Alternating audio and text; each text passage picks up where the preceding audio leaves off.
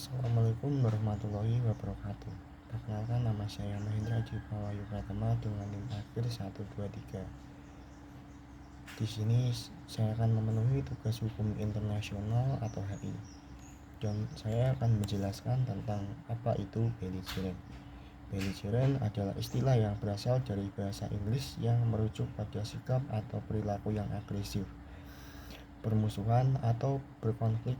Dalam konteks hukum internasional, belligerent juga dapat merujuk pada negara atau kelompok yang terlibat dalam perang atau konflik bersenjata. Selanjutnya, saya akan menjelaskan mengapa belligerent dikategorikan sebagai subjek dalam HI.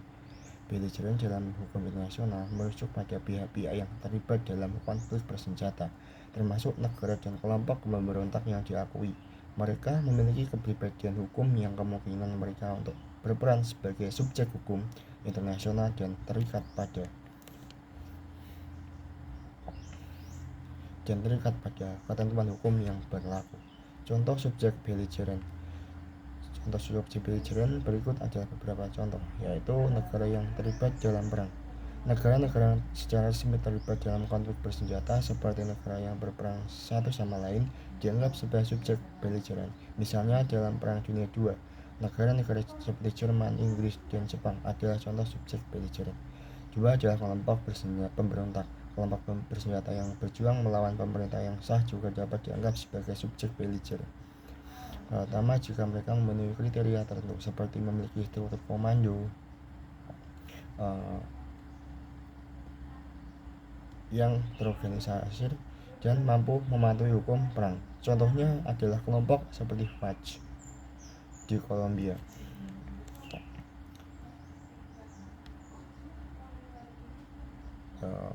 Permasalahan dari adanya subjek belligerent.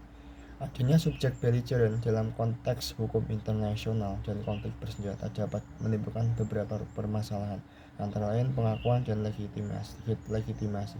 Salah satu permasalahan utama adalah pengakuan internasional. Kelompok pemberontak atau etnisitas yang tidak diakui sebagai negara seringkali menghadapi tantangan dalam mendapatkan legitimasi. Ketidakjelasan status hukum mereka dapat menghambat upaya penyelesaian konflik dan negosiasi damai. 2. Pelanggaran hukum humaniter. Subjek belligerent, terutama kelompok bersenjata non-negara, kadang-kadang tidak mematuhi aturan humaniter internasional.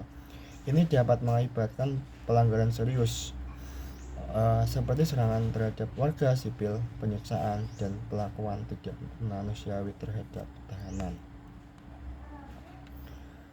Demikian, permasalahan-permasalahan ini menunjukkan kompleksitas yang dihadapi dalam mengelola konflik bersenjata dan perlunya pendekatan yang hati-hati dalam menangani subjek belligerent dalam konteks hukum internasional.